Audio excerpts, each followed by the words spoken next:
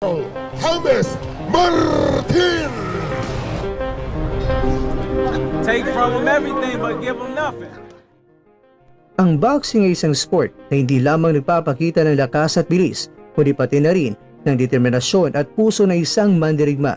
Isa sa mga pinakabagong halimbawa ng ganitong katangian ay si Carl James Martin, ang tinaguriang Wonder Boy ng Pilipinas. Ang kanyang laban sa Amerika ay hindi lamang isang personal na tagumpay, kundi isang makasaysayang kaganapan para sa boxing sa bansa.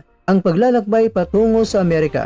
Si Carl James Martin ay isang boksingero na mula sa Lagawe, Ifugao na nagsimulang makilala sa lokal na eksena ng boxing sa Pilipinas. Sa kanyang dedikasyon at husay, nakuha niya atensyon ng mga international promoters. Ang kanyang paglipad patungo sa Amerika ay isang hakbang upang masubukan ang kanyang kakayahan sa mas mataas na antas na kompetisyon.